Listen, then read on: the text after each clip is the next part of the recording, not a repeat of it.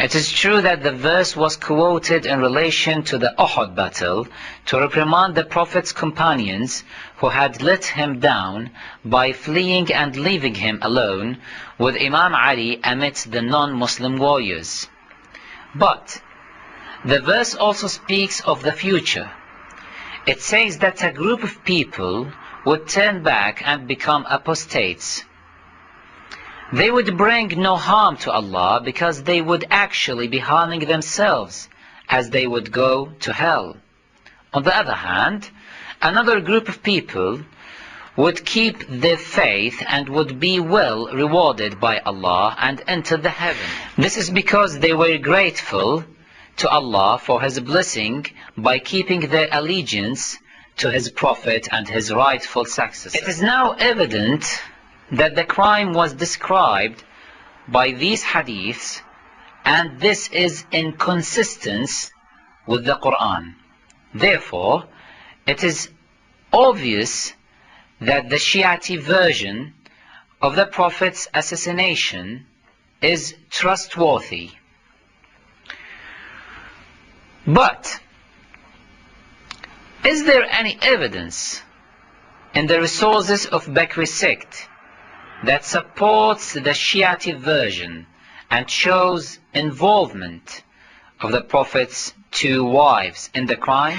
In fact, most of the hadiths that reach us through the pious Imams from among the Prophet's descendants, peace be upon all of them, are supported by hadiths in Bakri resources, even if implicitly.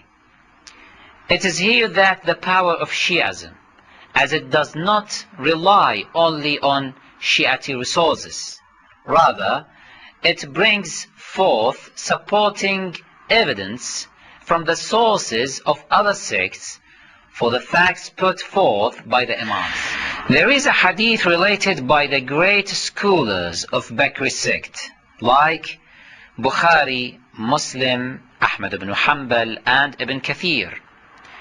In that hadith, Aisha confesses that when the Prophet was asleep during his illness, she put a strange substance into his mouth with the help of the other wives. Aisha did it intentionally despite a Prophet's prohibition. When the Prophet woke up, he saw the residuals of the substance that they had put into his mouth. He angrily asked what it was and who had disobeyed his orders.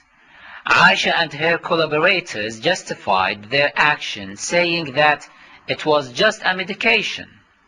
Following that, they accused the Prophet's uncle, Al-Abbas ibn Abdul Muttalib. However, the Prophet acquitted his uncle and ordered that those who were with him in the room should be punished by having the same substance put into their mouths. Aisha relates, لددنا رسول الله في مرضه وجعل يشير إلينا ألا تلدوني فقلنا كراهية المريض بالدواء فلما أفاق قال من فعل هذا ألم أنهكم أن تلدوني قلنا عمك العباس تخوف أن يكون بك ذات الجنب فقال صلى الله عليه وآله وسلم إنها من الشيطان وما كان الله ليسلطه علي لا يبقى منكم أحد في البيت إلا لد وأنا أنظر إلا العباس فإنه لم يشهدكم.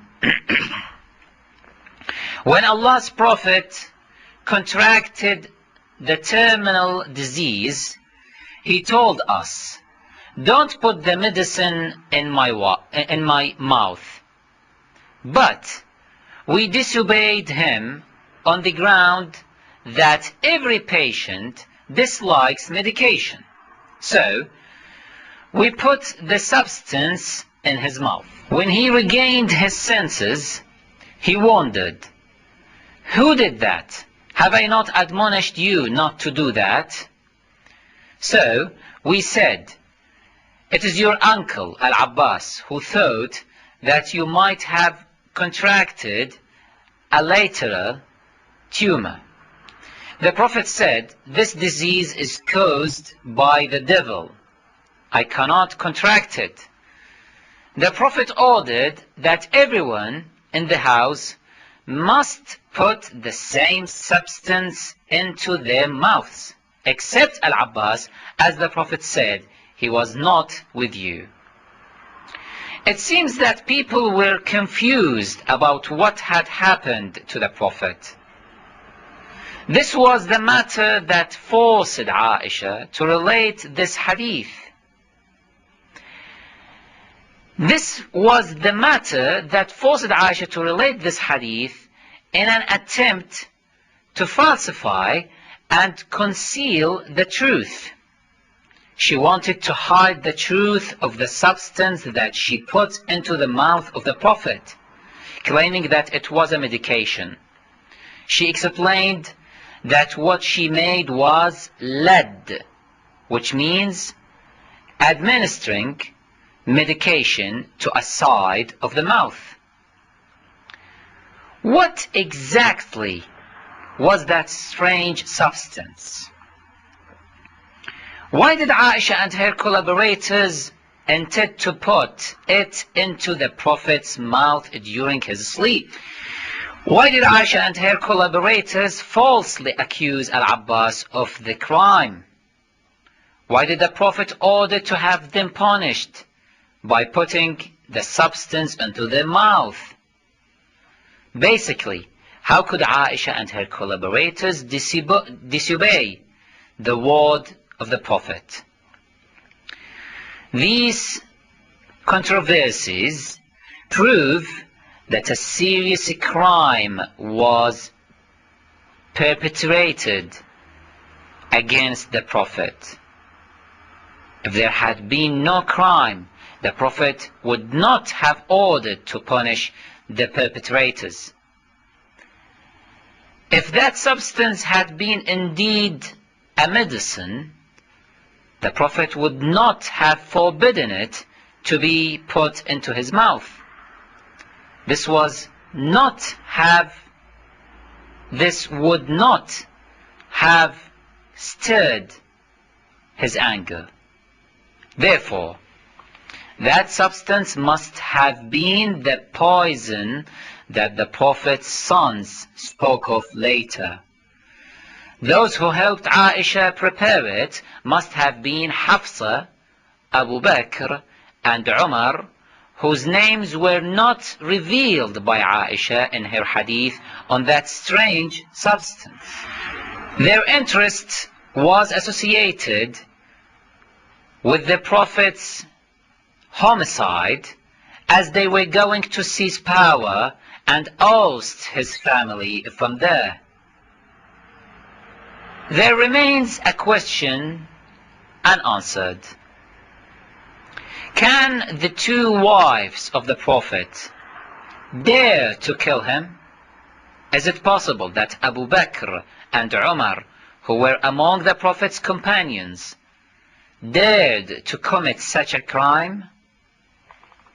The answer is, it is not unlikely at all, because the Quran mentioned that the two wives of the Prophets, Nuh and Lut, alayhim as-salam, peace be upon them, betrayed them and would go to hell. These verses in the chapter At-Tahrim were revealed in the first place to address Aisha and Hafsa by setting this example. In the same chapter, Allah testified the infidelity and wrongdoing of Aisha and Hafsa.